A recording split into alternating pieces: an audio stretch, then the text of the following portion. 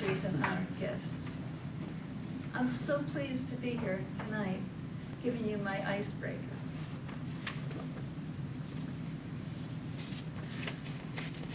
I had a very painful childhood because I was so shy. I will never forget one morning when I was 5 years old and we had just moved to a new neighborhood. My mother was wearing a long skirt all the way down to the floor.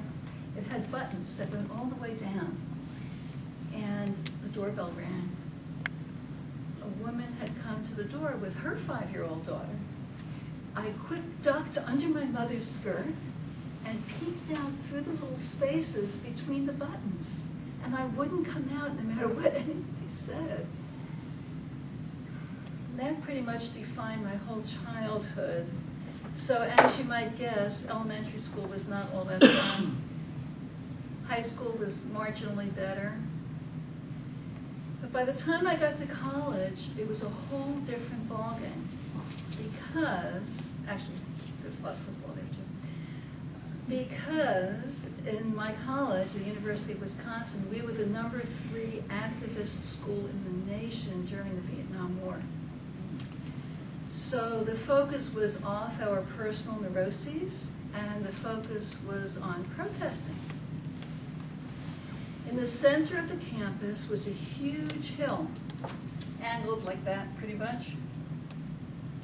There was jokes that went around among college-age kids that you could always tell the girls who went to the University of Wisconsin by looking at their camp buses going up those hills. However, during the protests, when we walked up that hill to classes in the morning, what we saw was a machine gun with a soldier on his knees, kneeling, looking through it, pointing down at us as we walked up the hill, and other soldiers around. And sometimes they would taunt us as we went up there. It was not fun, so much so that at the end of the day, at the end of classes, we would go home through the ag campus, which meant 20-minute longer walk to get home. But we didn't want to go down the hill because now the machine gun was pointing up. So it was an exciting time to be alive.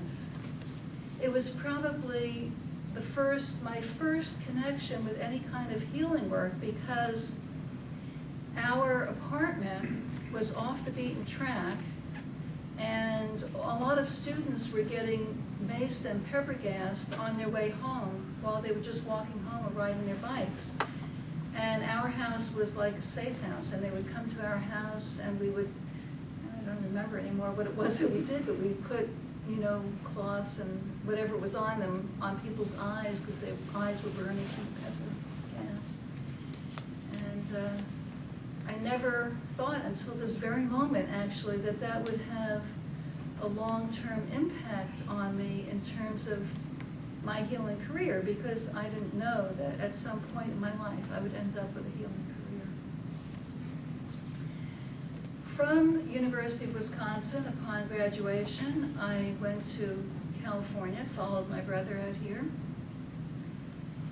went to the Art Institute, San Francisco Art Institute, and after graduation became an entrepreneur. My life was full of surprises for me. I had a health food store when they were first starting. We were like the brave new world of health food stores.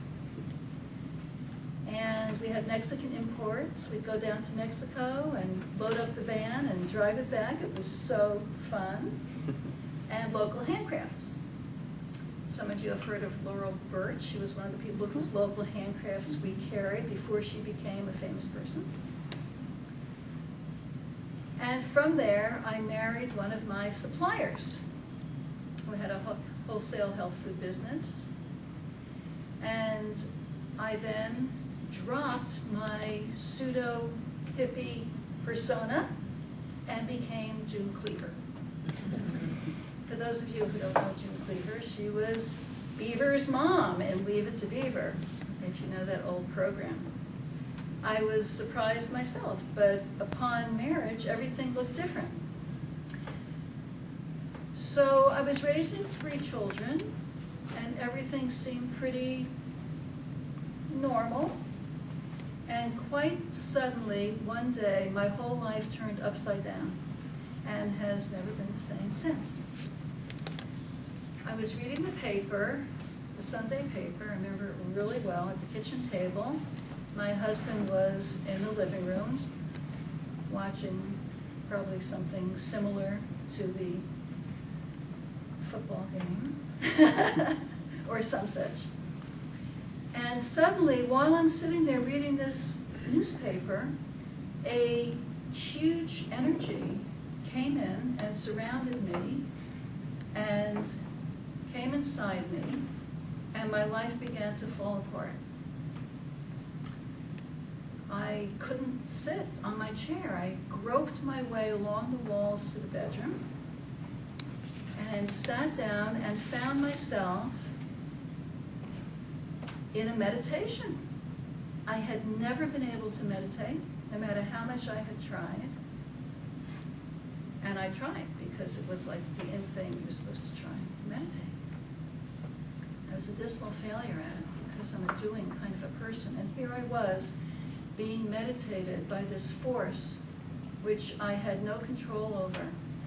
And it came with ecstasy and intuitive knowledge.